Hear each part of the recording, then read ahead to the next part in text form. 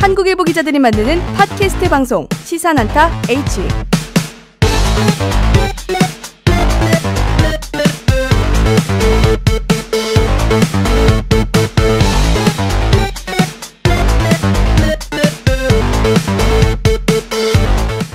통신망은 공공재다.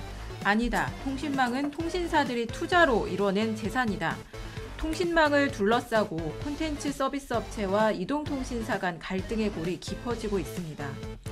여러분은 보이스톡 사용해 보셨나요? 모바일 메신저 카카오톡이 지난 4일부터 무료 모바일 음성통화 서비스 보이스톡의 베타 테스트를 시작하자 통신업계에 비상이 걸렸습니다. 여기에 LG U+가 보이스톡 전면 허용을 들고 나오면서 이제 유료 음성통화 시대는 끝났다는 전망도 속속 나오고 있습니다. 하지만 최근 방송통신위원회는 보이스톡 문제를 시장 자율에 맡기겠다고 하면서 이동통신사에 칼자루를 쥐어줬죠. 그래도 소비자의 여론을 등에 업고 있는 카카오톡의 의견을 완전히 무시하기란 어려운 일일 겁니다. 시사난타 H 35번째 시간, 오늘은 카카오톡과 망 중립성 얘기로 시작합니다.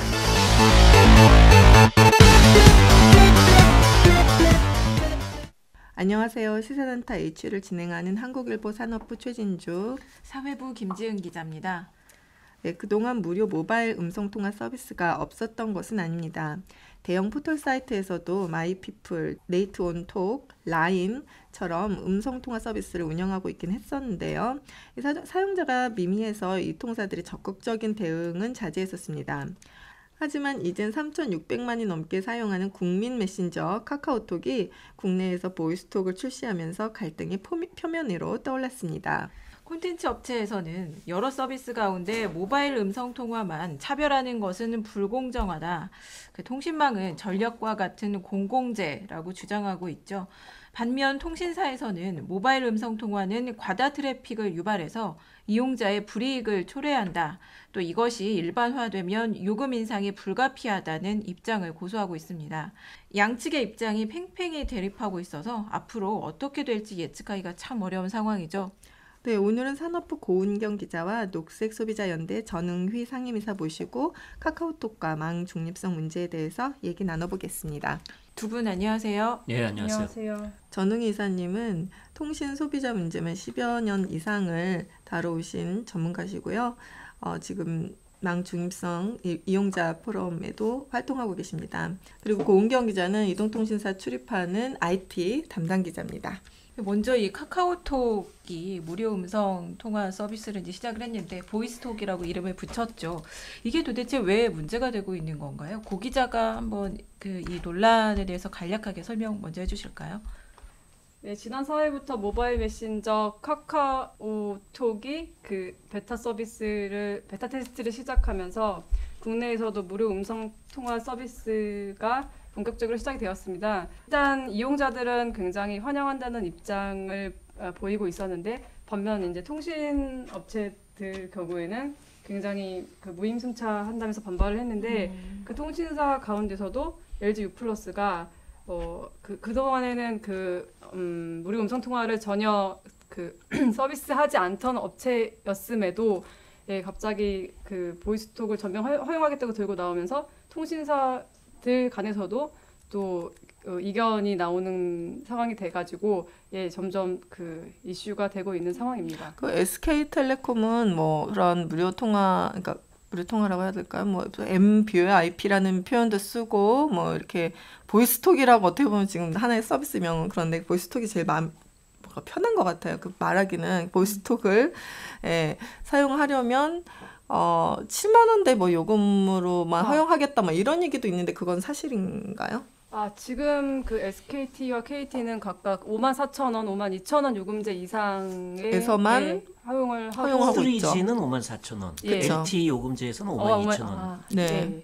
그렇게 하고 있는데 이번 논란이 이제 부각이 되면서 요금을 인상할 수 있다. 7만 원대 이상 이용자들만 허용할 수 허용하겠다는 그런 얘기도 흘러나오고 있으나 그거는 이제 사실 검토 중인 사안이기 때문에 예. 아까 말씀하신 대로 이용자들이 이렇게 반발을 하게 되면 그거를 막 이렇게 밀고 나가기가 어렵기 때문에. 근데 사실 그 무료 음성 통화 서비스가 카카오톡, 보이스톡 말고도 예를 들면 애플리케이션으로 뭐 바이버랄지 왓츠앱도 있었고요. 스카이프. 스카이프도 있었고. 근데 왜 이 보이스톡에 대해서만 이 통사들이 이렇게 반발을 하고 이렇게 제한을 두겠다 이렇게 나오고 있는 건가요? 지금 말씀하신 게 뭐 보이스톡, 카카오톡에 이제 보이스톡 포함해서 그 말씀하신 그런 다 서비스들이 이제 인터넷 전화 서비스죠. 네.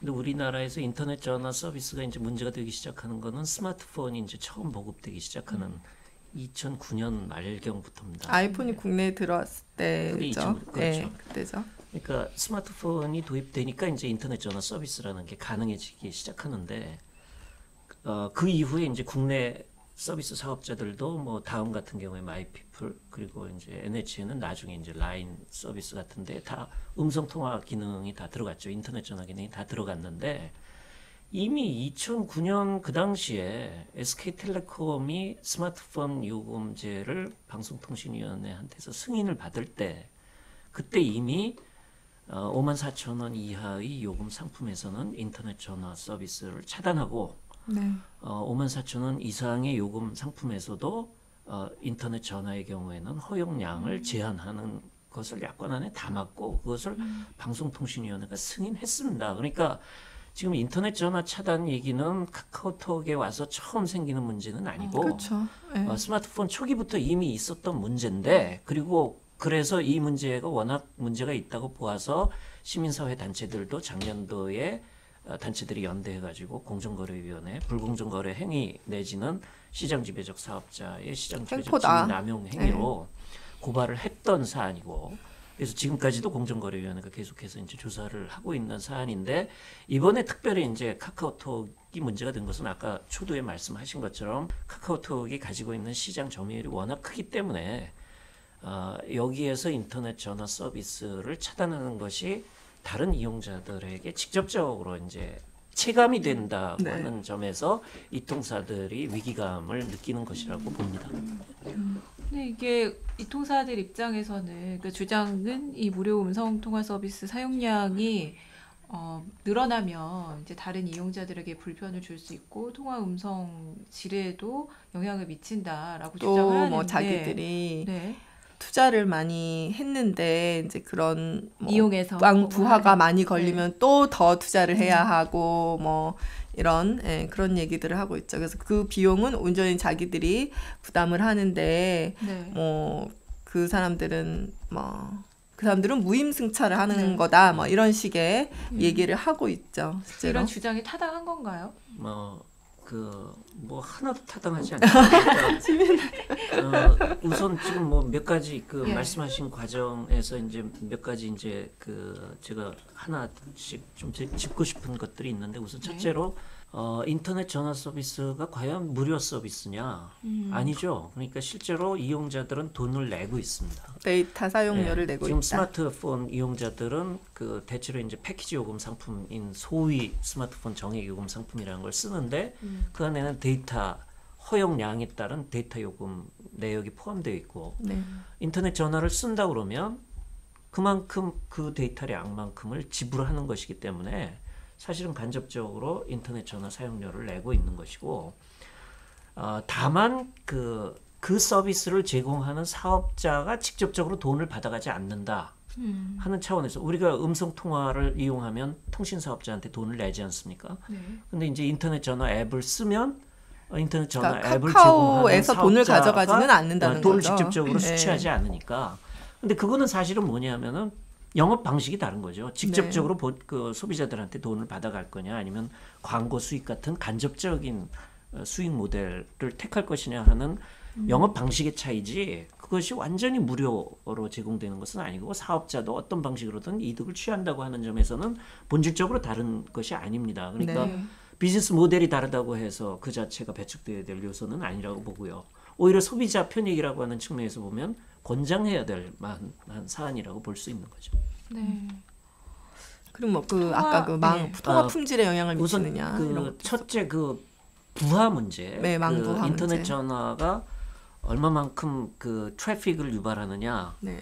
이거는 뭐 사실은 얘기할 필요조차 없습니다. 지금 이거는 그 저 자신도 방송통신위원회에서 지금 구성한 망중입성 자문위원회에 참여하고 있습니다만은 망중입성 자문위원회에서도 그렇고 그것과는 별도로 방송통신위원회에서 인터넷전화 작업반이라는 걸 또 작년도에 운영을 했는데 거기에서도 다 확인한 내용은 조사를 해본 결과 인터넷 전화가 무슨 그렇게 어마어마한 데이터 트래픽을 유발하는 건 아니다. 그거 하는 거는 이미 다 모두가 인정하고 있는 사실입니다. 그거는 통신망 사업자들도 인정하고 있는 사실이에요. 망사업자들까지 인정한다고요. 그래서 뭐 트래픽을 유발하기 때문에 인터넷 전화에 문제가 있다 이렇게는 얘기를 안 합니다. 지금 요번에 뭐 보이스톡 얘기가 나올 때 괜히 그런 얘기를 이제 하는지는 모르지만 실제로는 그 점은 인정되지 않고 있고 이건 뭐 트래픽 양이라고 하는 거의 무시할 정도로 미미하다 하는 것은 뭐 인터넷 테크놀로지를 아는 사람들에게 있어서나 현실적으로 지금 누구나가 다 인정하고 있는 부분이기 때문에 트래픽 문제는 우선 전혀 문제가 되지 않고요. 그 다음에 이제 무임승차라는 얘기가 있는데요. 글쎄 뭐 그거는 뭐 표현의 자유가 있으니까 뭐 통신 사업자들도 그런 얘기를 할 수는 있다고 생각합니다. 그렇지만 반대로 보면 통신망 사업자들은 여러 가지 애플리케이션 서비스를 제공하는 서비스 사업자들이나 또 일반 이용자들이 제공하는 콘텐츠를 무료로 이용하고 있거든요. 망 사업자들 우리가 무선 데이터 통신을 통해서 무선 인터넷을 통해서 쓰려고 하는 어떤 콘텐츠나 서비스는 망 사업자가 돈을 지불하지 않고 사실은 얻는 것이거든요. 그러니까 만약 어떤 그 컨텐츠 제공자나 그 서비스 사업자가 자신들에게 무임승차하고 있다고 주장한다면 자신들도 무임승차하고 있다는 사실을 인정해야 되겠죠. 되게 이게 이제 뭐 예를 들면 발전 회사 가전제품 약간 그런 느낌이 드는데 그 발전 회사 쪽에서 전기를 갖다가 뭐 전기 요금을 올려야 된다. 예를 들면 뭐 요즘에 너무 전기를 많이 쓰는 가전제품을 사람들이 많이 사고 있다. 예를 들어서 그럼 전기료를 더 올리거나 아니면 저 가전제품 회사한테 돈을 부과시키자. 네. 뭐 이런 식의 생각을 할 수 있겠죠. 근데 사실은 만약 사람들이 가전제품을 다 안 쓴다면 굳이 발전소가 더 필요가 없기도 한 거거든요. 근데 제 생각에 약간 망중일성 논리랑 비슷한 면이 있는 것 같아요. 예를 들면 컴퓨터를 사용하는 이유는 그 기계가 좋아서나 멋있어서가 아니고 그 안에서 뭔가 우리가 뭐 메일을 보내든지 뭐 아니면 어떤 정보를 찾는다든지 콘텐츠를 활용하기 위해서 사용을 하는 것이고 스마트폰도 뭐 단순 전화뿐만 아니라 다양한 어떤 뭔가 콘텐츠를 이용할 수 있으니까 앱을 통해서 사용을 하는 거고 그래서 데이터 트래픽이 발생을 하는 것이고 그래서 5만 몇천 원짜리 요금제를 이용을 하는 그렇죠. 거잖아요. 사실 대부분 피처폰 사용했을 때 3만 원대 요금으로도 충분했던 사람들이 지금 2만 원 이상을 더 네. 내고 있는 게 현실인데 그런 부분에 대해서는 굉장히 일부러인지 눈을 감고 있다. 이 통사들이 좀 그런 생각이 저도 들긴 해요. 그리고 사실은 망 사업자가 그러면 돈을 안 받고 있느냐?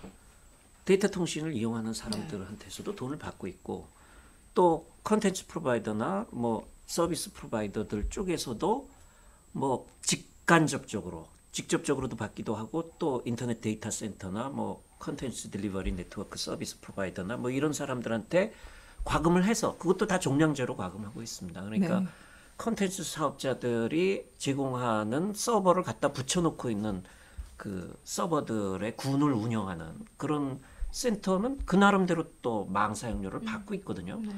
그러니까 이쪽에서도 받고 저쪽에서도 받고 이미 다 받고 있는데 뭘 더 받겠다고 하는 건지 그런 주장의 정당성이 전혀 없는 거죠.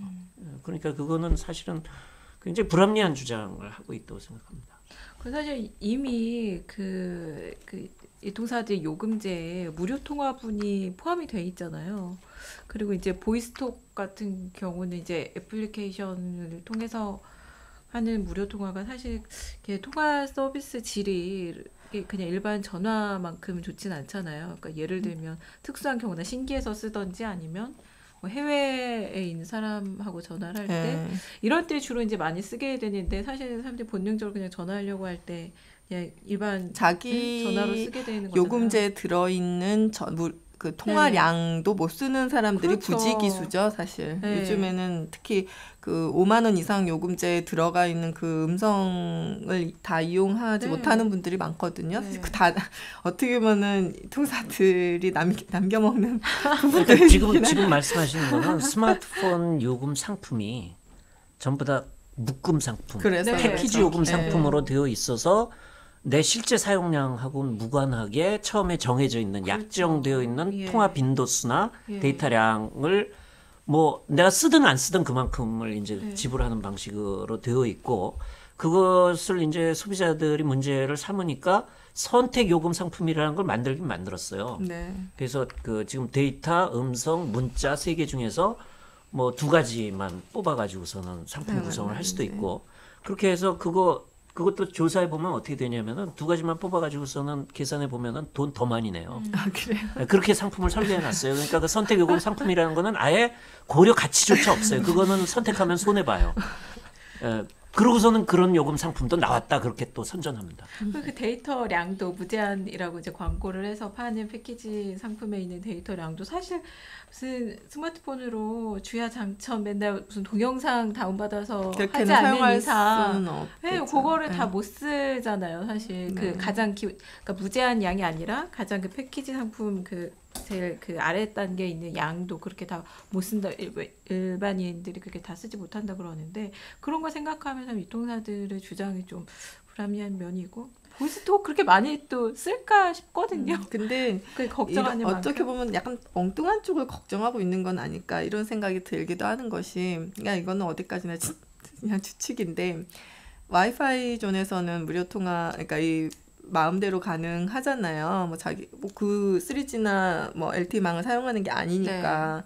근데 이제 사실 보이스톡을 이제 설치를 하고 나면은 자기 이제 그 전화번호를 딱 클릭했을 때 그냥 누르면 맨 위에 이름을 누르면 뭐 바로 이제 그 이 통사로 전화가 되지만 네. 위 밑에 그 보이스톡 아이콘을 누르면 그 보이스톡으로 전화가 가게 돼 있거든요. 그래서 어떻게 보면은 스마트폰에서 그러니까 굳이 카카오톡이라는 앱을 누르지 않고 또 스카이프라는 앱을 누르지 않더라도 바로 그 주소록에서 전화번호부에서 바로 그 할 수가 있어요.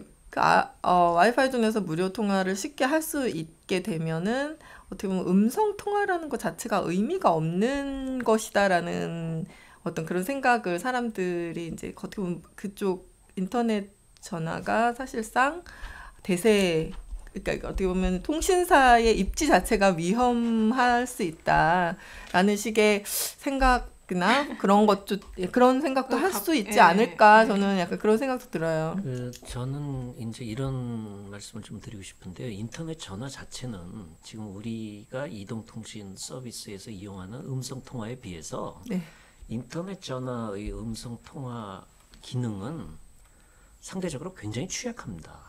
네. 왜냐하면 우선 통화 품질이라고 하는 측면에서 인터넷 전화는 인터넷 그 네트워크 망의 상태에 따라서 음성 통화의 안정성이 인터넷 망의 상태에 따라서 달라집니다. 굉장히 불안정합니다. 음성 통화의 퀄리티가 굉장히 불안정하다는 측면이 있고 기본적으로 인터넷 전화를 쓰려면 송신자와 수신자 양쪽이 동일한 애플리케이션을 쓰고 있어야 네. 착발신이 가능합니다. 근데 이제 사실 그런 경우가 많지는 않죠. 네. 근데 이제 다만 왜 지금 이게 그 카카오톡 같은 경우에 문제가 되냐면 카카오톡은 그 가능성이 굉장히 높죠.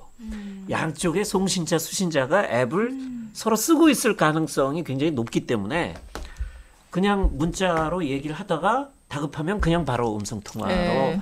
전환을 할 수 있다는 그럴 수도 점에서 있네요. 이제 통신사들한테 이게 그 위협적으로 이제 느껴지는 측면이 있고 네.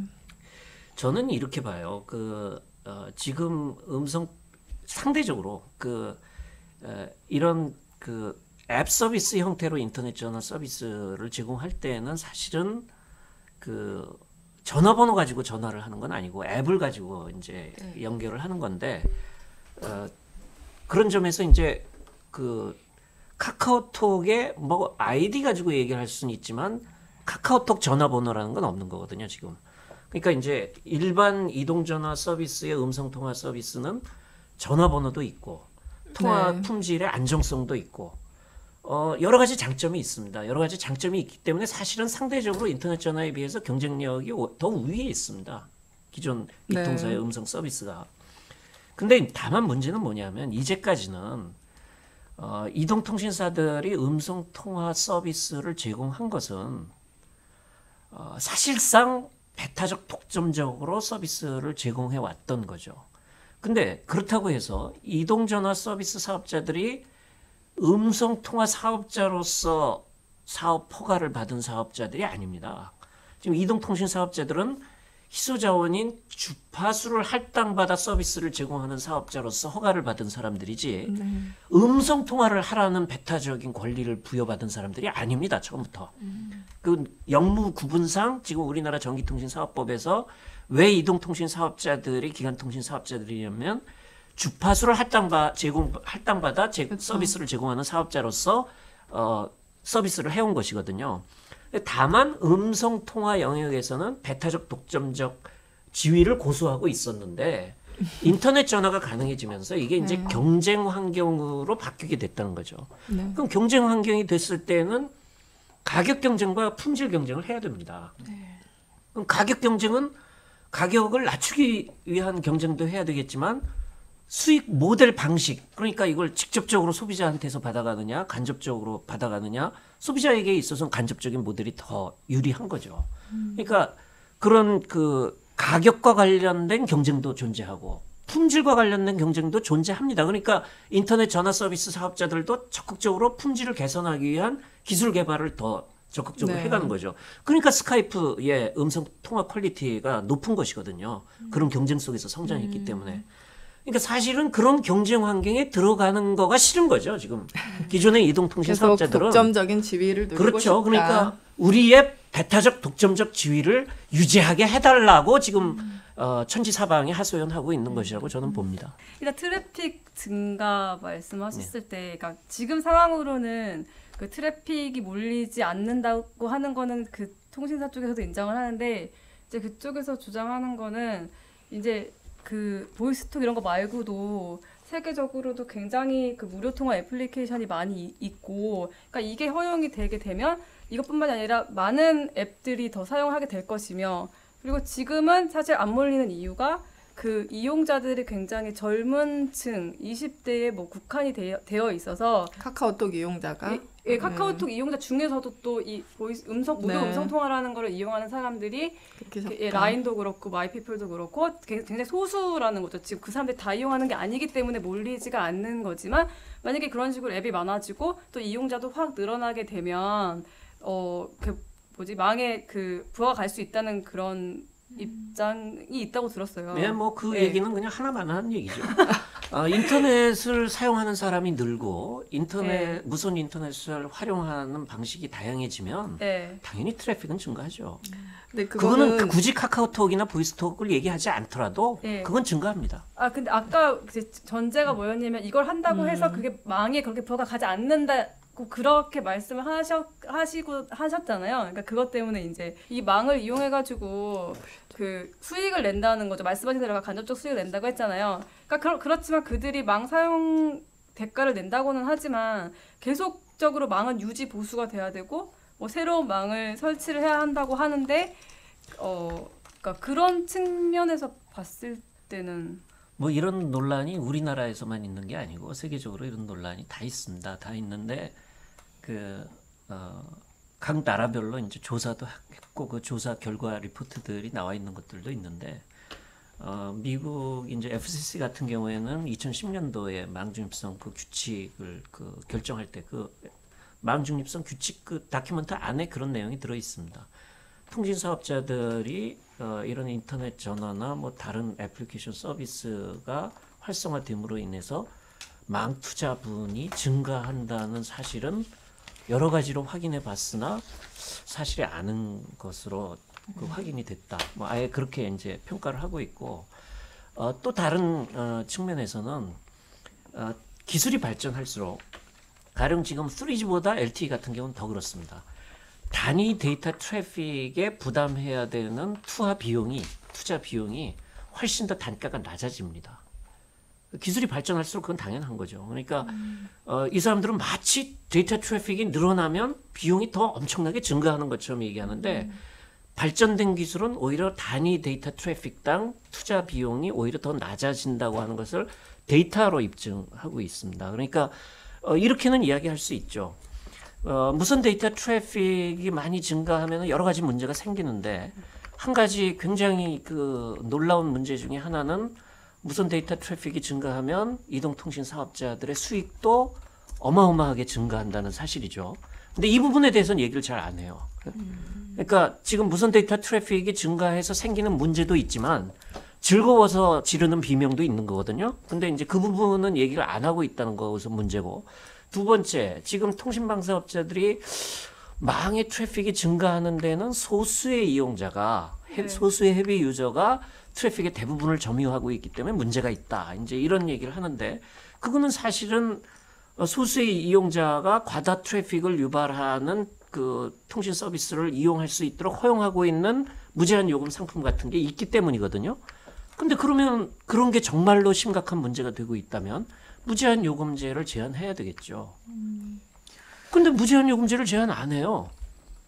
근데 왜 무제한 요금제를 제한 안 하냐면 실제로 무제한 요금제 가입자가 지금 작년 8월, 9월 기준으로 67% 정도 됩니다. 우리나라 스마트폰 이용자 중에 67% 정도가 무제한 요금 상품을 쓰고 있는데 대체로 제가 우리나라 스마트폰이 사용하는 데이터 트래픽 총량 대비 스마트폰 가입자로 분석을 해보니까 한 가입자당 월 평균 사용하는 데이터 트래픽 평균량이 700메가에서 왔다 갔다 합니다. 네. 700메가에서 750메가를 안 넘어요. 1기가도 되지 않는다. 1기가 안 돼요. 근데 지금 요금 상품 구성은 어떻게 되어 있냐면 500메가에서 그 다음에 무제한 요금으로 갑니다. 700메가, 800메가 대 요금 상품이 없어요. 그래서 실제로는 그 평균적인 데이터 트래픽을 사용하고 있는 이용자들도 10,000원을 더 내고 있는 겁니다. 무제한 요금 상품을 씀으로써. 네. 그래서 지금 무제한 요금제를 없애면 통신사들은 매출액이 어마어마하게 현저하게 감소해야 돼요. 그래서 이 통사들이 항상 이 무제한 요금제가 문제라는 얘기를 한편으로 하면서 요금을 올려야 된다고 얘기하는 이유가 거기에 있습니다. 네. 지금은 사실은 소비자들로서는 돈을 더 내고 있는 거예요. 자기 실제 사용량보다 한 평균적으로 무제한 요금제 가입자는 1인당 거의 한 10,000원 정도를 자기 사용량 이상으로 내고 있다고 보시면 됩니다.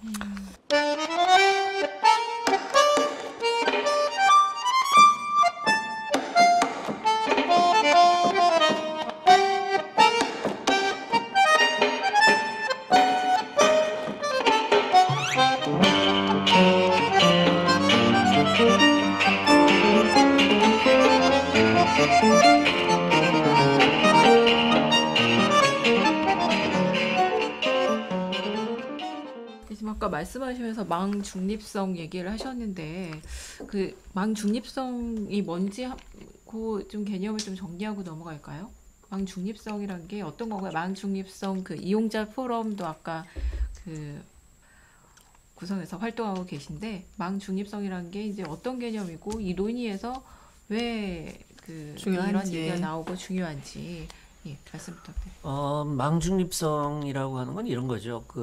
우리가 통신 서비스를 사용할 때는 소비자의 기대라는 게 있는데 소비자의 기대가 어떤 거냐면 나는 인터넷을 통해서 전 세계 어디에 있는 어떤 컨텐츠든지 어떤 서비스든지 내가 이걸로 다 접속할 수 있다는 가정과 전제를 가지고 네. 서비스를 이용하려고 하죠.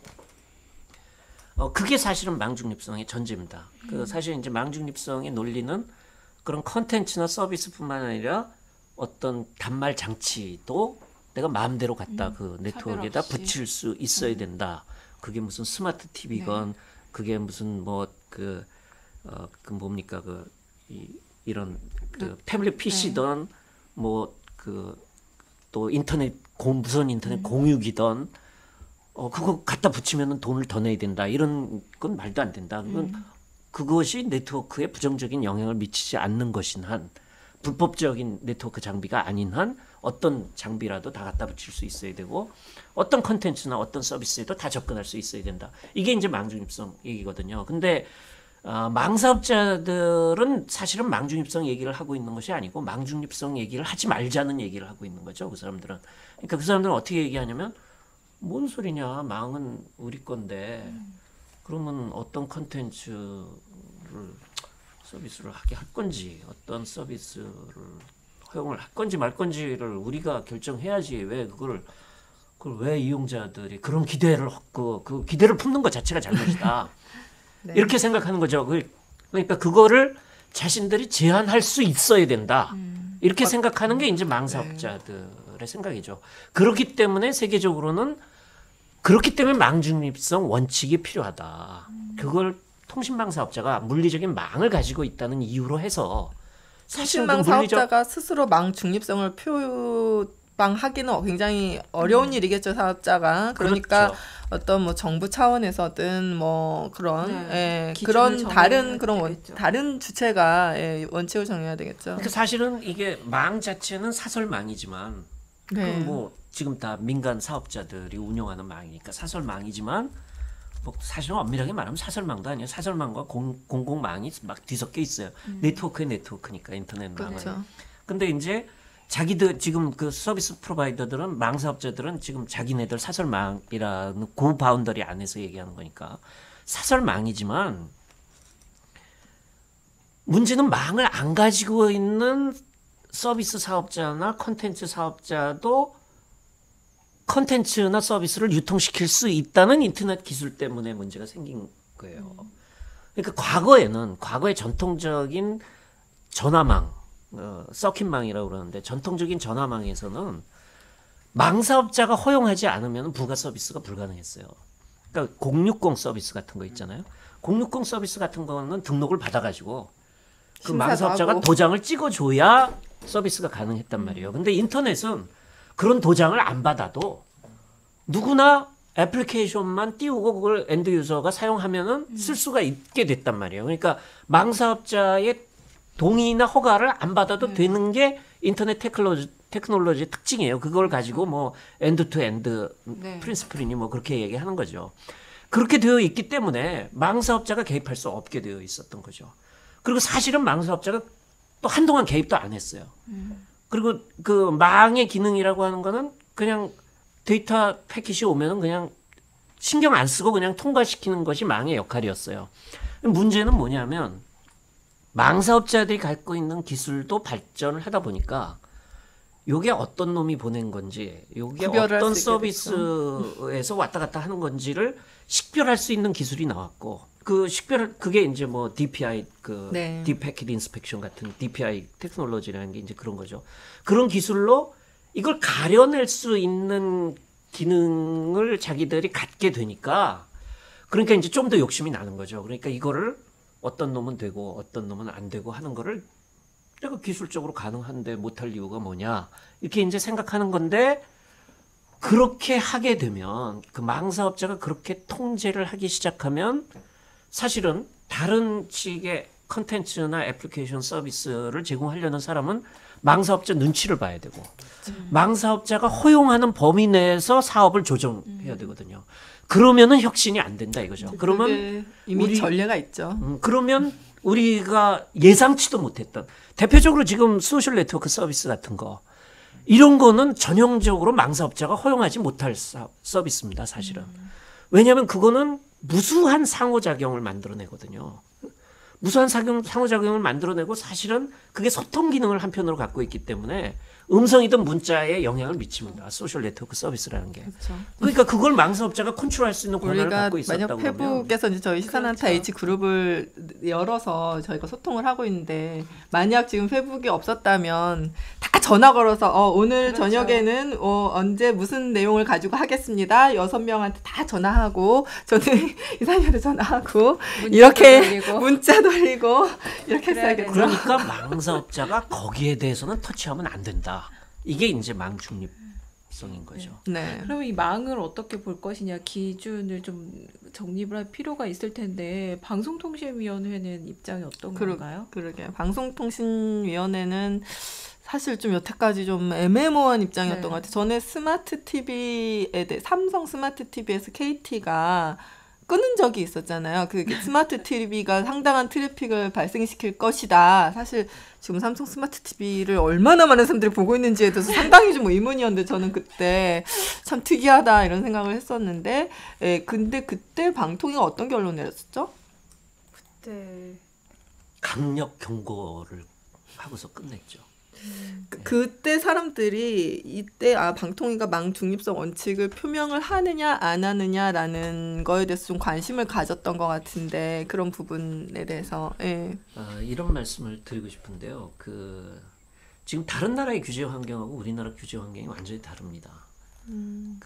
예를 들면 이동전화 서비스에 대해서 미국이든 유럽이든 이동전화 서비스는 국가 규제를 거의 받지 않습니다. 우리는 받아요.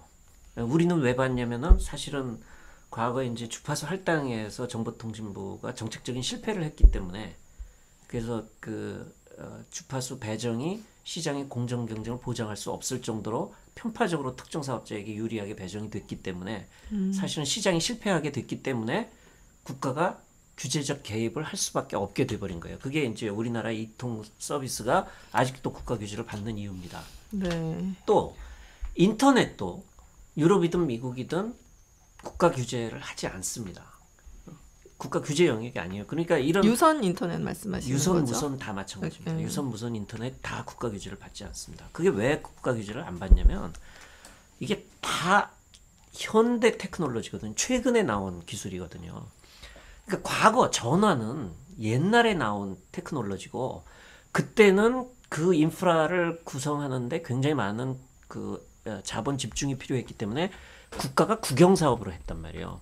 국영사업으로 하다가 1980년대에 이걸 민영화 한 거거든요. 민영화하면서 경쟁체제로 간 거거든요. 그러니까 민영화, 시장 자유화 뭐 이게 같이 간 게 80년대 중반입니다. 근데 우리나라는 그래서 사실은 80년대 중반 이후에 나온 서비스나 기술은 국가 규제를 하는 경우가 없습니다. 거의 국가 규제를 안 합니다. 국가 규제를 안 하는데 지금 문제가 아까 지금 말씀드린 것처럼 망사업자가 망에 대해서 굉장히 자기적인 인위적인 개입을 할 수 있게 되니까 그렇다고 해서 이걸 그냥 놔두면 안 된다. 그러니까 국가가 이제는 조금이라도 좀 규제를 해야 되겠다는 게 망중립성 논이거든요. 근데 문제는 저는 우리나라 규제 환경이 다르다는 게 뭐냐면 우리는 이동통신도 국가의 규제 대상이고 지금 현재 이미 주파수 할당 사업자로서 국가가 규제하고 있고 인터넷도 2004년도에 세계에서 최초로 기간통신 인터넷 사업자. 접속 서비스를 기간통신 영무로 규정했어요. 또 같은 해 9월인가 7월인가 그때 인터넷 전화 서비스도 세계에서 최초로 기간 영무로 규정했어요. 인터넷 전화. 인터넷 전화도. 예. 그러니까 우리는 다 그게 기간 영무고 다 국가 규제 영역이에요. 그러면 기간통신 사업자에 대해서는 지금 우리나라 전기통신 사업법에서는 정당한 사유 없이 자신들의 영무의 제공을 거부할 수 없게 되어 있어요. 그게 네. 전기통신사업법 3조에 명문화되어 있어요. 그래서 그 정당한 영무의 제공을 거부할 경우에는 벌칙 조항까지 있어요, 뒤에. 그러니까 사실은 지금 스마트 TV에 대해서 차단을 했다든지 네. 인터넷 전화에 대해서 차단하는 행위는 이 사업자들이 다 기간통신 사업자들이기 때문에 전성 영무의 제공을 거부하는 행위거든요. 그렇게 볼 수 있겠네요. 그러니까 법적으로. 그 법 적용을 해야 되는데 그걸 안 하고 있는 겁니다. 지금 그래서 자꾸 문제가 있다고 얘기하는 거예요. 그러니까 공정거래위원회 고발할 수밖에 없었던 이유도 이제 그런 방통위에서 이유고요. 규제를 적절하게 하지 않기 때문에 방통위에 제일 처음에 질의한 내용이 그거였거든요. 네. 근데 방통위에서 답변을 안 해요. 그 부분에 대해서. 일종의 직무유기하고 있는 직무유기죠. 직무유기라고 보고 있는 거죠. 그러니까 방통위가 지금 자꾸 얘기하는 거는 앞으로 망중립성 가이드라인을 만들겠다고 하는데 망중립성 가이드라인은 우리는 만들 필요도 없어요. 우리는 국가가 공공적 규제 권한을 이미 그런 가지고 비즈니스에 있기 대해서 때문에. 이미 갖고 있기 때문에 그냥 하면 되는 거예요.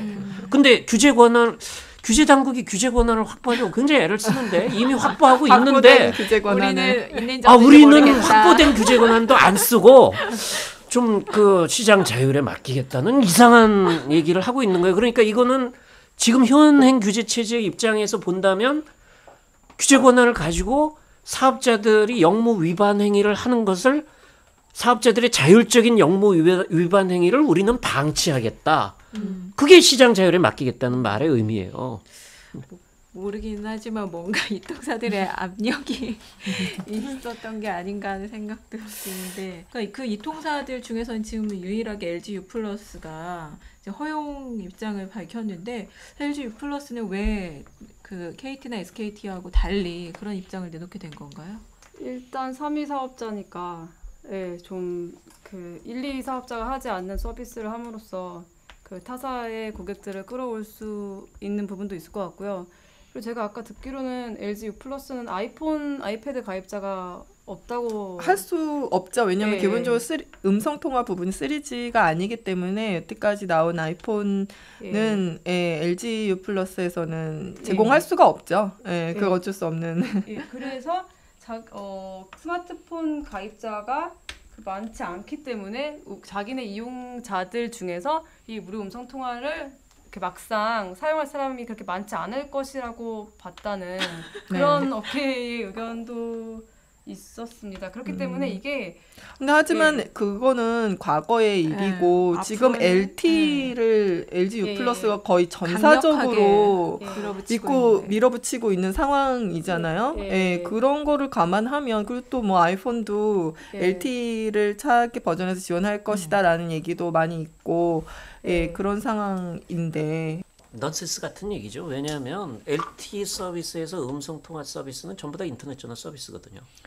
그러니까 3대 이통사가 LTE 서비스에서 제공하는 음성통화 서비스는 전부 인터넷 전화 서비스입니다. 그래서 사실은 다른 사업자의 인터넷 전화 서비스를 제한하는 행위는 명백한 차별 행위고 경쟁 제한 행위입니다. 그러니까 그 실제로 구현되는 방식이 인터넷 전화 방식으로 구현되는 말씀이죠. LTE 데이터를 활용해서 그렇습니다. 인터넷 전화 방식으로 음성 통화를 구현하고 있다. 네. 그래서 사실 LTE에도 통화 품질이나 음성 그렇기 때문에 방송통신위원회가 그것 때문에 아주 난감해하면서 인터넷 전화를 어떻게 규제 대상으로 삼아야 되지 않느냐. 아주 인터넷 전화를 규제 대상 영무로 분류하기 위한 작업을 지금 하고 있는 거예요. 그래서 이미 LTE 전화가 인터넷 전화이기 때문에. 근데 그게 영무 구분을 할 때요. 그 통화라는 그러니까 지금 그게 제가 이게 얘기가 맞는지 모르겠는데 이게 기관 통신이랑 뭐 부가 서비스인가 그렇게 나눠져 있어서 인터넷이 부가로 들어가가지고 그런 어떤 규제를 안 받는 거잖아요. 근데 이 음성 통화의 경우에는 이 앞선 이 통사들의 어떤 가장 주수입원인 그런 음성 통화라는 거하고 같은 서비스이기 때문에 그래서 그거를 음성 통화라는 것 자체를 어떤 대체제로도 볼 수 있기 때문에 어떤 뭐라 그래야 되나? 그러니까 무료 음성 통화에 대해서도 대체제로 볼 수 있으니까 경쟁제죠. 그러니까 오히려 부가 서비스로 이렇게 떨어뜨려 놓는 게 아니라 규제 대상으로 포함을 해야 되는 거 아니냐 그런 의견이 있는 거 아닌가요? 저는 지금 방송통신위원회가 어떤 또 규제적 상상력을 가지고 무슨 일을 하려고 하는 건지는 제가 잘 모르겠지만 제가 말씀드리고 싶은 거는 국가가 규제적인 개입을 해야 되는 공공정책적인 당위는 시장이 실패할 때예요. 그럼 경쟁이 활성화된다고 하는 거는 시장이 실패하는 게 아니에요. 그러니까 경쟁 사업자들이 시장 진입을 자유롭게 해가지고 서로 간에 치열하게 경쟁을 할 수 있으면 국가는 규제를 할 이유가 없어요. 그러니까 인터넷 전화가 어차피 다 기존 사업자들의 음성 통화 서비스도 인터넷 전화고 경쟁 사업자들도 인터넷 전화 서비스를 앞다투어서 한다 그러면 국가가 그거에 대해서 규제해야 될 규제의 정당성 자체가 없어요. 그러니까 난 그걸 가지고 무슨 국가가 규제를 삼을 수 있는 영무 분류를 고민한다는 게 그게 좀 코미디 같아요. 왜 그런 식의 발상을 하는지. 사실 전화망 같은 거를 보통 이렇게 경쟁을 쉽게 진입할 수 있는 그런 건 아니고 또 주파수는 더욱 주파수는 딱 할당받은 것을 통해서 하는 거기 때문에 더욱더 경쟁이 불가능한 어떤 그런 것이기 때문에 정부가 규제를 하는 것인데 인터넷 전화라는 것은 인터넷을 사용할 수만 있으면 누구나 사실 인터넷 전화 서비스를 제공할 수 있기 때문에 사실 경쟁이 경쟁 업체가 100개, 1000개도 생길 수 있죠, 사실. 그런 상황에서 그거를 이제 어떤 규제 대상으로 딱 구분을 꼭 지어야 되는지는 좀 의문이긴 한 것 같아요.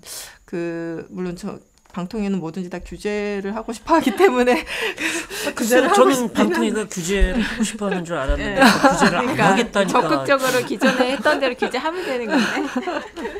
그 하나 더 좀 망 네. 중립성 논란에서 결국은 사람들이 이제 좀 짚어봐야 되는 문제가 과연 우리나라가 앞으로 그 좀 정부 차원이든 아니면은 국가 차원이든 그 국민적 차원이든 간에 어느 쪽 산업에 더 방점을 찍어야 되느냐라는 부분도 간과할 수 없다라는 생각이 저는 좀 드는 게 예를 들어서 통신 산업이 있고 컨텐츠 소프트웨어 산업이 있잖아요. 근데 지금 어떤 망을 이통사의 것으로 인정했을 경우에 콘텐츠 산업은 굉장히 발전하기가 어려워져요. 그게 이제 과거에 우리가 피처폰을 사용했을 때 무선 인터넷에 접속을 하려면 가운데 무슨 네이트 버튼이나 뭐 이런 것들을 누르면 접속을 해서 나왔는데 거기서 나오는 콘텐츠는 거의 대부분이 게임이라든지 그것도 이통사가 허용한 몇 가지 안 되는 뭐 고스톱 게임이라든지 뭐 이런 것에 불과했는데 그 이유가 예를 들면 뭐 SK텔레콤은 직접 멜론이라는 서비스를 제공하고 있고 음악 서비스를 제공하고 뭐 영화 티켓도 자기가 제공을 하고 있고 다양한 서비스를 자기네들이 직접 수익원으로 가져가고 있기 때문에 다른 콘텐츠 사업자가 자기 것과 겹치는 사업을 갖다가 사실은 하는 것을 허용하지 않았었던 것이 사실이고 그러다 보니까 굉장히 거기서 받을 수 있는 콘텐츠의 질이나 이런 것들이 되게 다양성이나 굉장히 떨어졌고 그랬던 것이 사실인데 지금 어떤 아이폰이 들어온 이후로 그 경계가 이제 무너진 거잖아요. 그래서 어떤 사업자든지 간에 OS에 적당한 iOS든 아니면 뭐 지금 안드로이드든 그거에 맞는 소프트웨어를 마음대로 만들어서 사용할 수 있게 장터에서 팔고 그렇게 하면서 그 폭발적으로 소프트웨어가 늘어났고 사람들의 어떤 편익이 극대화됐다고 저는 생각이 되는데 만약 결국은 망 중립성 논란이라는 게 그러면은 망 사업자의 이익을 지켜주기 그렇죠. 위해서는 결국 한쪽 콘텐츠 사업이 네. 줄어드는 거거든요. 그러면 이 부분에 있어서 과연 우리가 국가적으로 어느 쪽에 방점을 네. 찍어야 되느냐 그 부분도 약간 좀 생각을 해봐야 되지 않을까 그런 생각이 들어요. 근데 이제 이런 말씀을 드리고 싶은데요. 그 세계적으로 이제 망중립성 논의 그러니까 그 트래픽 관리에 대한 논의 그러니까 네. 망 사업자가 상당한 정도 트래픽 관리에 대한 권한을 가져야 된다. 망 사업자의 인위적인 개입을 어느 정도 허용해야 된다는 주장에 대한 그 굉장히 중요한 그 비판적 반론이 뭐냐면 그렇게 되면 오히려 망 투자의 적극적인 유인 자체가 사라진다. 네. 사실은 트래픽이 많이 유발이 되어야 투자도 망을 하고 더 업그레이드 돈 할 벌고 매출도 인센티브가 늘어나고 더 생기고 네. 왜냐하면 새로운 업그레이드된 테크놀로지에서는 단위 트래픽당 투자 비용이 오히려 더 낮아지기 때문에 망을 오히려 더 활성화하려고 그러면은 자꾸 트래픽을 컨트롤하려고 하는 그걸 오히려 제한해야 그래야 망 투자의 인센티브가 살아난다는 굉장히 강력한 반론이 있어요. 미국에서 그런 걸 연구한 사람들이 다 한국 학자들이에요. 망 중립성에 대한 논의는 그런 의미에서도 망의 투자 활성화라고 하는 차원에서도 오히려 필요하다고 보는 입장이에요. 망 중립성이 원칙이 돼서 더 많은 콘텐츠나 트래픽이 일어나야만 또 추가 투자가 들어가고 또 추가적인 매출 이통사나 뭐 통신사의 매출도 발생하고 그리고 사실은 이런 점이 있어요. 이 부분에 대해서 망사업자들은 굉장히 사실은 이야기를 안 하고 있는 셈인데 지금 망사업자가 이미 기존의 음성 서비스를 자기들이 제공하고 있고 자기들이 갖고 있는 여러 가지 장점이 있어요. 뭐 과거에 SK텔레콤이 2세대에서 가지고 있었던 장점을 생각해 보시면 알아요. 자기들이 과금을 대행하잖아요. 직접적으로 과금을 대행할 수 있다는 게 얼마나 큰 장점입니까? 네. 그 간접적인 부가 서비스 수치 모델에 금액 비해서. 같은 것도 다 자기들이 과금하고 그리고 음성 서비스도 있고 처음에 단말기 같은 것도 자기들이 단말기 보조금 같은 걸 통해 가지고 단말기도 컨트롤할 수 있고 여러 가지 자기들이 가지고 있는 경쟁 우위가 있기 때문에 그 우위를 바탕으로 해서 부가 서비스 영역에서도 자신들이 하이 퀄리티의 서비스를 만들 수 있어요. 그거를 못하도록 제한하고 있는 진입장벽 제한은 없습니다. 망사업자들이 인터넷 전화 서비스를 하면 안 된다든지 지금 뭐 대형 마트처럼 망사업자는 인터넷 전화 서비스 하면 안 된다 이런 거 없잖아요. 지금. 망사업자는 다 할 수 있어요. 다 할 수 있는데 남만 왜 안 못하게. 하냐고요. 어? 그러니까 자기들이 해가지고 거기서 이기면 되는데 사실은 거기에서 사실은 많이 졌거든요. 그렇죠. 그동안 안 하려고 했던 건 아니에요. 하려고 해봤죠. 근데 많이 졌잖아요. 그럼 자기네들이 졌기 때문에 자기네들이 독점적인 지위를 갖고 있는 데에는 딴 놈들이 들어오는 걸 배제하고 우린 거기 졌으니까 우린 뭐 거기 나갈 생각은 별로 없고 이렇게 얘기하는 거야말로 시장을 정체시키는 거죠. 네.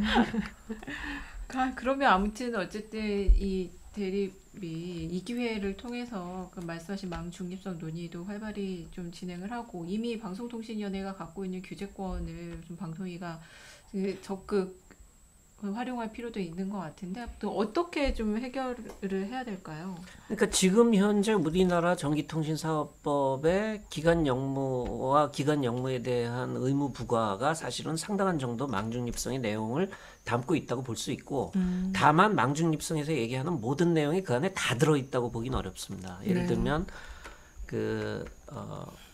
혼잡이 발생했을 경우에 트래픽 혼잡이 발생했을 경우에 부득이한 상황에서 트래픽을 제한할 수 있는 망사업자의 권한 같은 거는 명백하게 규정이 안 되어 있어요.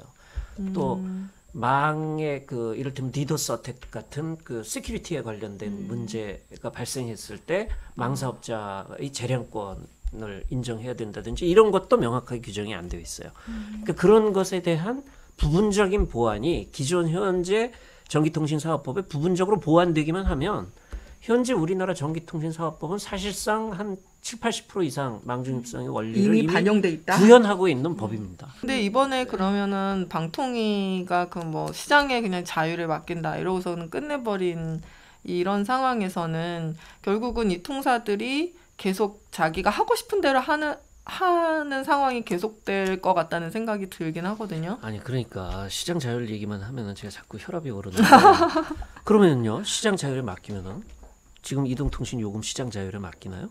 아니죠. 지금 승인받고 있죠. 이동통신 사업자들의 마케팅비 시장 자율에 맡기나요? 왜 그런 거는 시장 자율에 안 맡겨? 그거야말로 시장 자율에 맡겨야 되는 건데 마케팅비를 왜 제한해요? 과도한 마케팅비는 요금을 올린다 그랬던가 뭐 이런 이유로 제한하고 있죠. 네. 대한민국 헌법에는 영업의 자유가 있기 때문에 네. 마케팅비를 얼마를 쓰느냐를 컨트롤할 수 있는 규제 권한이 없어요.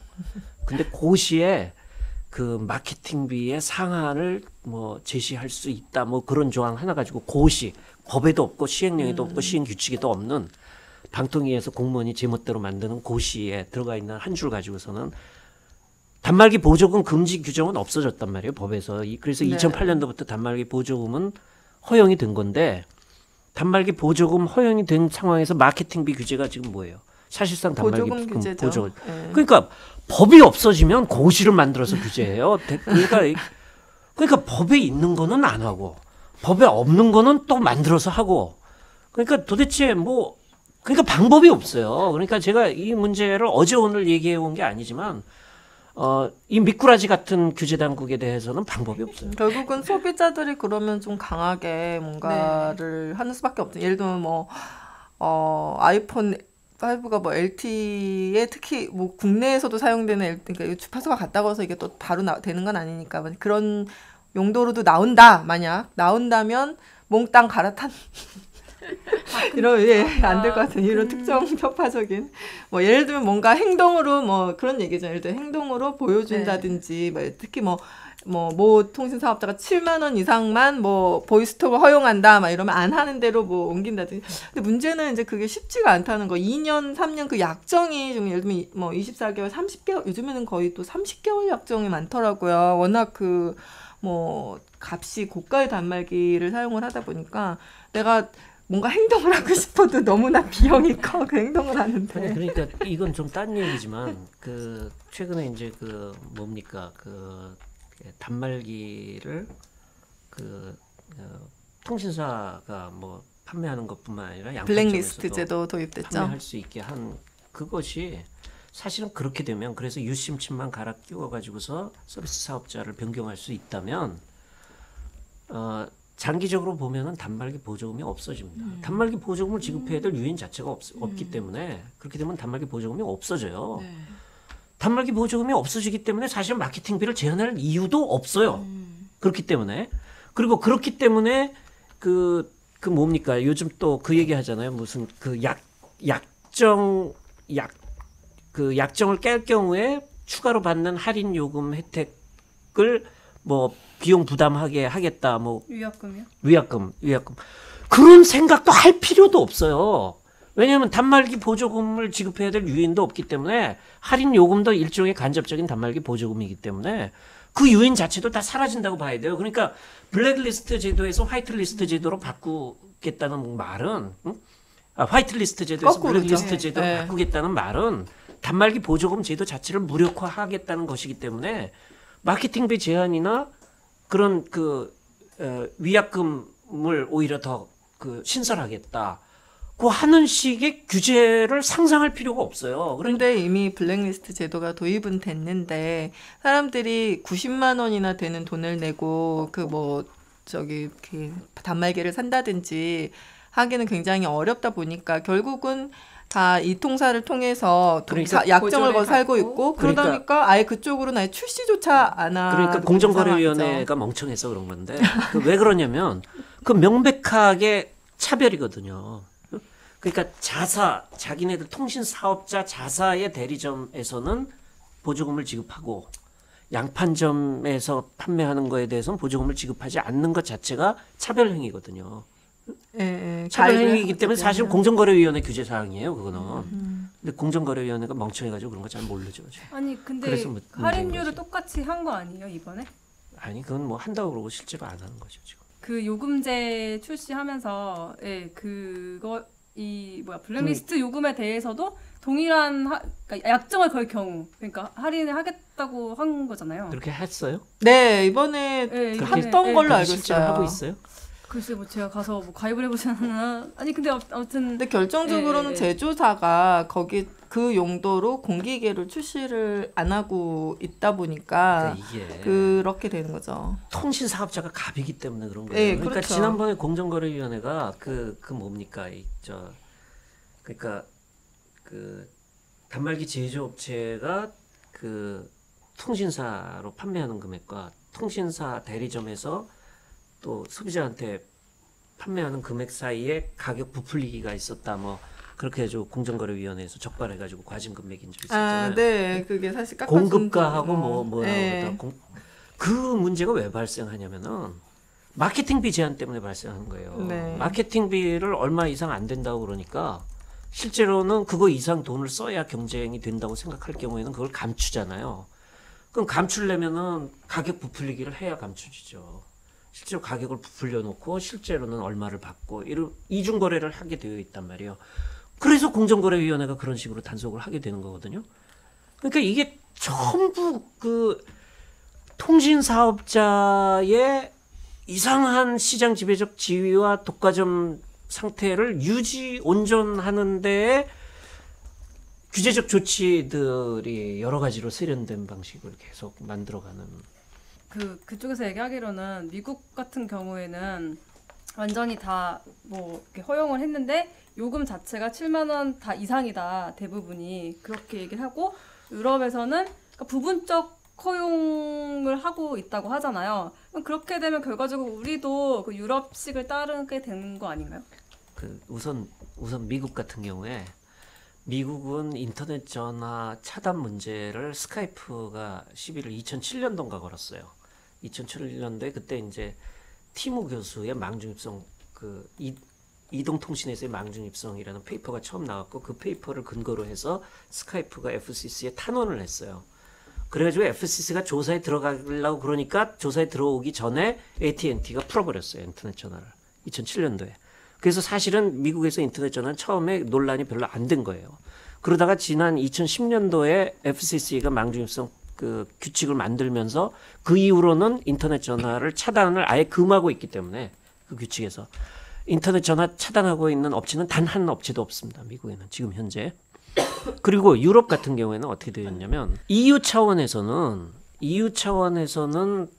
이유는 굉장히 시간이 오래 걸리는데요. 왜냐하면 여러 나라들의 합의를 만들어내야 되고 또 EU는 그 하드 로우를 안 만듭니다. 소프트 로우를 만들어요. EU는. 왜냐하면 하드 로우는 그러니까 더 엄격하게 강력하게 그 규제하는 권한은 개별 국가의 규제 당국의 권한이라고 보기 때문에 EU 차원에서는 좀 더 브로드하게 그 영내에서 통용될 수 있는 프린시플만 보통 자기들이 정합니다. 그래서 그 사람들이 디렉티브는 굉장히 이렇게 일반화 추상화되어 있어요. 아주 그 이렇게 그 포괄적인 형태로. 특정한 네. 문구들을 별로 안 담고 있어요. 그러고 개별 국가들의 이니셔티브가 사실은 훨씬 더 존중되고 그래서 네덜란드 같은 경우에 망중립성 법을 만들 수 있는 겁니다. 그렇기 때문에. 그리고 EU는 계속 이걸 지금 늦추고 있는 거예요. 말하자면 국가들의 상황 진전을 좀 더 보면서 개별 국가들의 대응을 보면서 공통 기반을 만들려고 하는 겁니다. 그리고 유럽 같은 경우에도 제가 아까 말씀드린 것처럼 인터넷 전화 초고속 인터넷 서비스나 뭐 그 이동통신 같은 경우에 국가의 직접적인 규제 대상이 아니기 때문에 그럼 미국도 그렇고 유럽도 그렇기 때문에 특히 유럽에서는 사후적 규제, 경쟁정책적 규제, 공정거래위원회 같은 데의 사후적 규제가 거의 유일한 규제입니다. 그래서 거기는 경쟁 상황을 우선 먼저 봐요.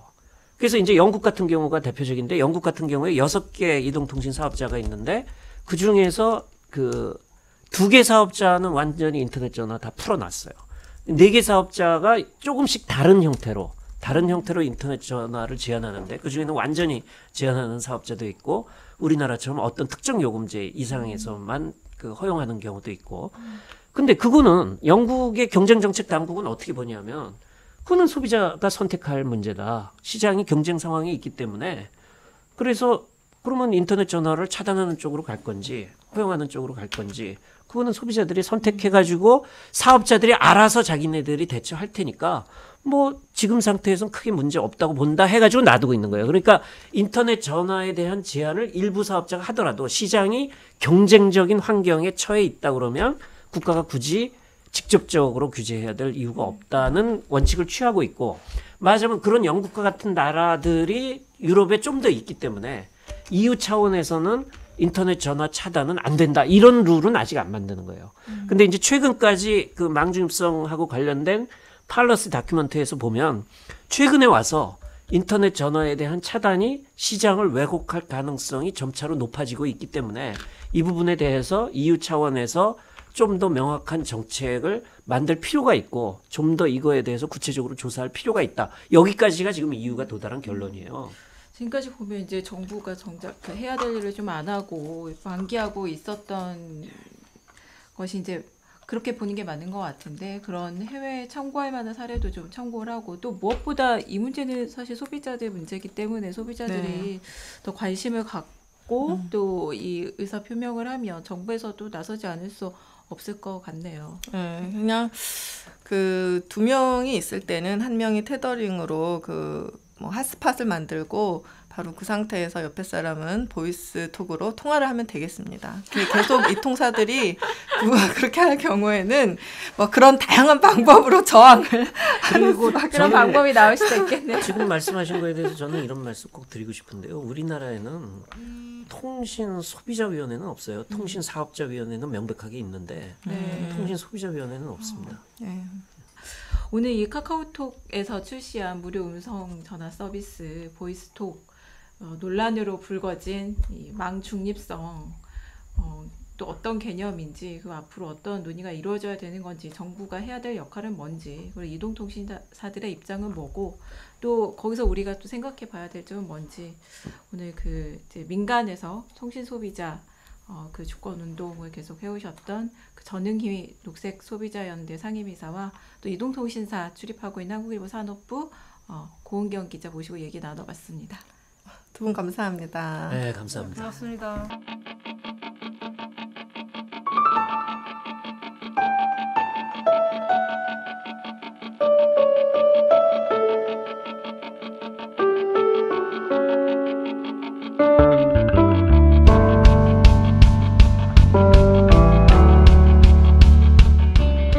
지난주 34회에서 분께서는 군 의문사에 대해 다뤘는데요. 무겁지만 의미 있는 주제라서 그런지 청취자들의 많은 의견이 도착했습니다.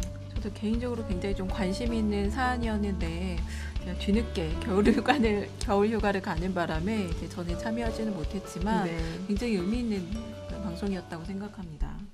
그래서 이제 청취자들이 트위터나 아니면 개인 쪽지로 좀 의견을 많이 보내주셨죠. 네. 아이디 그리디민 쓰시는 분께서는 이번에 나온 시사나타 H와 나는 꼽사리다는 꽤 마음에 들었다. 전자는 먹먹하고 후자는 후련하다라는 트윗을 남기셨고요. 네, 또 그 아이디 슈퍼 언노운을 쓰시는 그 청취자께서는 군 의문사를 다룬 그 시사난타 H를 들으면서 의문사 유가족과 장기투쟁 사업장의 해직자들이 닮은 점이 많다는 생각이 들었다. 미약한 개인들이 거대한 권력에 맞서서 지옥 같은 고통을 견디며 설령 승리한다고 해도 너무 오래 걸려서 이미 삶과 가족이 파탄나 있고 라는 의견을 남겨주셨습니다. 여러 가지 생각할 점이 좀 많은 의견이었어요. 네. 또 한 분은 쪽지로 군 의문사 편 잘 들었습니다. 총기에 의한 사고 외에 임무 수행 중 사고사, 민간으로 치면 산업재해에 해당하는데도 본인 부주의에 의한 실족사 등으로 둔갑한 의문사도 많을 것입니다. 이 부분도 그렇죠. 한번 다뤄주셨으면 합니다라는 의견 주셨습니다. 네, 여러분 의견 감사하고요. 더 좋은 방송 만들도록 노력하겠습니다. 시사난타 H 35번째 시간 오늘 여기서 마치겠습니다. 지금까지 진행의 한국일보 사회부 김지은, 산업부 최진주였고요. 제작의 디지털 뉴스부 양홍주, 박소영, 허경주 기자였습니다. 청취자 여러분 감사합니다. 시사난타 H에 의견을 주실 분은 트위터나 페이스북으로 보내주시면 됩니다. 트위터나 페이스북에서 시사난타 H를 검색하시거나 최진주, 김지은 기자의 트위터로 의견을 주셔도 됩니다. 많은 관심 바랍니다.